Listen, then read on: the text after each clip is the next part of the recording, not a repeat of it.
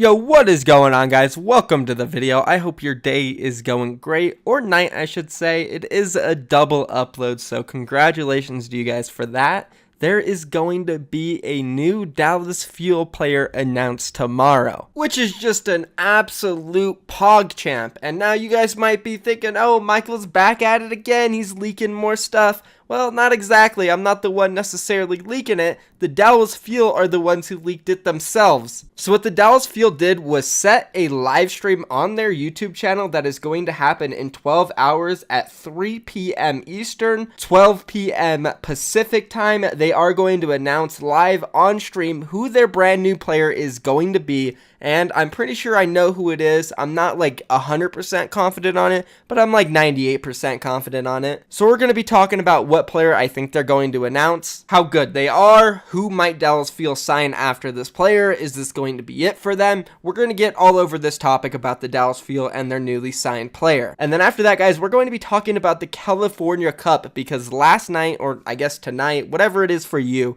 the LA Valiant and the San Francisco Shock went at it in Oakland in the California Cup. Now, for those of you who didn't know, there was one of these that happened about 3 weeks ago in LA. This one, the LA Valiant won. They completely stomped the San Francisco Shock in a 3-1 victory. I guess not a complete stomp since San Francisco did get a map, but LA Valiant was clearly the better team at the time. They rolled over San Francisco, and this event was set to be 2 matches, one in LA, one in San Francisco. And going into the second one, to be honest, I didn't think San Francisco stood a chance after how they got wrecked in the first one.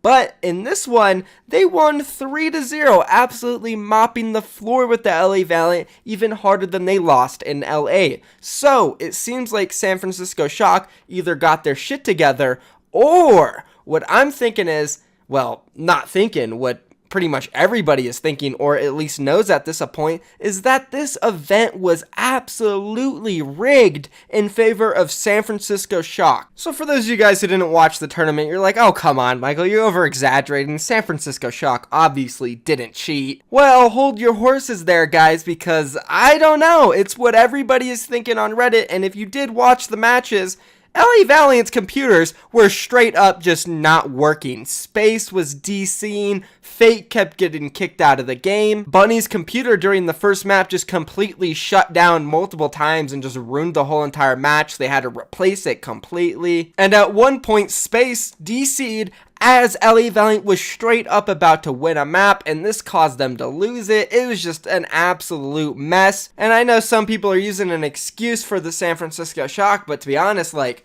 San Francisco was in charge of setting this event up, right? They're the ones who provided the computers. It was their venue. Everybody there was a San Francisco Shock fan, just like the first one, the LA Valiant setup. And sure, you know, there were some minor issues there, but nothing comparable to this. So we're going to be talking about how this was just such a major disaster, how San Francisco Shock won, but honestly, I don't know if I would look too much into it because it seemed rigged. So we're going to cover that as well as some clips at the end of the video. So if you guys are excited to watch this, be sure, drop a like on it, subscribe to my channel for more daily content. You know, if you want to stay updated with anything Overwatch League related, whether it's news, drama, roster updates, this is your channel, so please do yourself a favor and subscribe right now. And now let's hop into the video and start off with the Dallas Fuel. So as we know, it's going to go down tomorrow at 3 p.m. Eastern. We will know who the new player is. I hope they do something special on this live stream. When they picked up Closer from the London Spitfire, they had a really cool clip that they posted on Twitter where Aero talked about how they were super happy to have him, how he was a great player for London, blah, blah, blah. That was cool and all.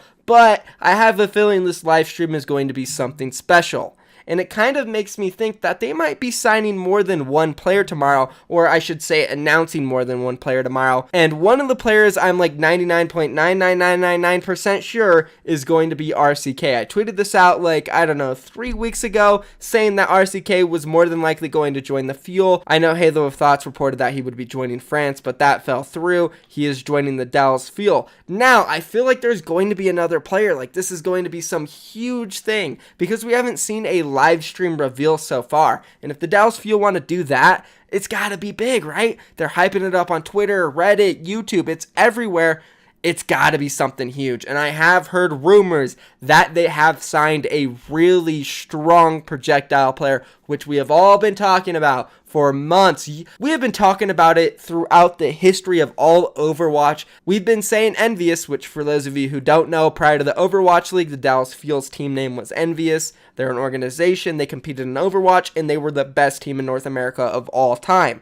But they always lacked a Genji, Pharah, projectile type player. They had Effect, they had Taimu, but neither of them really played those projectile heroes. They're both kind of hit scan. Sure, some of them kind of played Genji here and there, but it was never high level gameplay. It was like okay, decent, sometimes good, but nothing like an all-star like Prophet, Fleta, somebody who could really pop off on that Genji. And they've always needed it, so I kind of feel like this could be Zachary or a major trade with a team like San Francisco Shock where they get Architect, Seoul Dynasty where they get Fleta, New York Excelsior where they get Libero or Flower. Something major, guys. I'm telling you, it's brewing up. I've been hearing rumors. I don't know what it is. I've been digging, but it's going to be something huge like that. I could be wrong here, but it is the rumors I'm hearing all over, guys. And to be honest, a lot of the rumors that I've heard have ended up being true. So honestly, I don't know if it's tomorrow 100%, but we should be expecting the Dallas Fuel to sign an incredible projectile player eventually before this offseason ends, because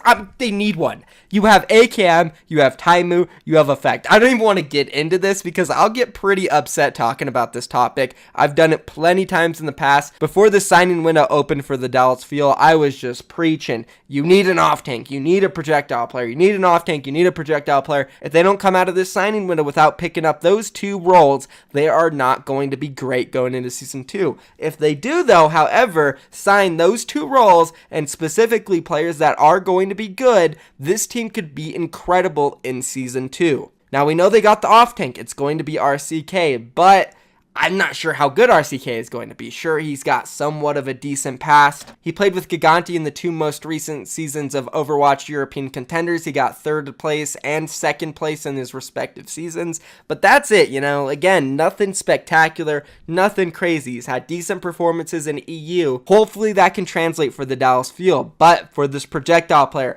it needs to be somebody great. It has to be a Fleta, a Prophet, a Flower, an Architect. Seriously, guys, a high-level player, or I just don't see this team being great next season. AKM, Effect, and Taimu aren't going to cut it DPS-wise. Sure, individually, some of them are great, but they don't have the right hero pools. So that's pretty much it for Dallas Fuel. I don't want to go on anymore about them and ramble and just pretty much rant about how they need to sign this projectile player. I think it's coming. It's the rumors coming around, boys. Let me know down below who you would love to see join the Dallas Fuel, and if you're going to be tuning into the stream tomorrow. But let's go ahead and move on now and talk more about the San Francisco Shock and LA Valiant match in the California Cup, because it was rigged.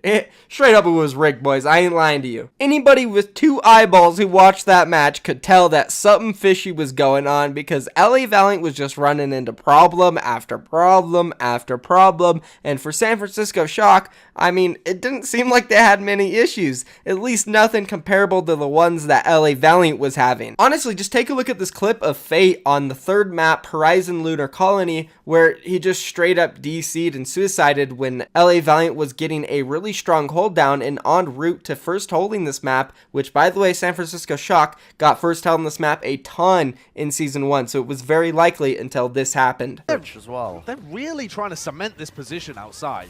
I haven't seen many teams do this because it's so easy to kill Smurf when he tries to reconnect, but they missed him! Re-engagement in. They were trying to take advantage of the fact that Smurf was coming back late. Sleepy's moved over to Diana so he can do long-range healing. Very intelligent swaps coming out from Shock now. We'll see if they can actually find any picks here, though, because it seems like Valiant are currently holding a pretty good defensive position. This high ground, they got the Widowmaker, they got the spam agilities very close to this tire if he can stay alive.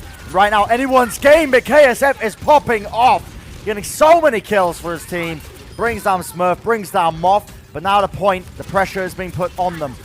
Now we'll see if Valiant can actually even hold this one. They actually managed to get a D-Mech as well onto space, and here comes a tire. They've got to get value out of this one, but nothing's gained of it. Wow, that had to be huge. It looks like Fate has actually disconnected, though. which could have been pivotal. That might have been it. That could have been the reason, honestly. So there you see it, and of course, this wasn't the only time something like this happened to the LA Valiant. Again, Bunny also ran into crashes. They had to replace his computer. Space also disconnected from a game like Fate in a similar situation. It was just an absolute mess, and the reason why I think it was rigged is because they want both teams to win once. They don't want LA Valiant to win twice. San Francisco Shock, clearly, in front of their own fans at their own event, are supposed to win. I'm not saying San Francisco Shock, the players, or the coaches, or the management of SF rigged it. I'm saying that Blizzard rigged this. They wanted SF to win, so it looked competitive. I'm saying it. That's what happened, boys. I don't know what you believe. Let me know down in the comments, but it was ridiculous. There's no way this should happen at such a high-level event. Two Overwatch League teams worth millions of dollars. Come on, this doesn't happen. Again, let me know down in the comments what you think. That's going to be it for this video, though, guys. Be sure, drop a like on it, subscribe to my channel if you want to stay updated on more stuff. If you want to know who that Dallas Fuel player is tomorrow, as soon as it happens, stay tuned, boys. I'm out of here. Peace.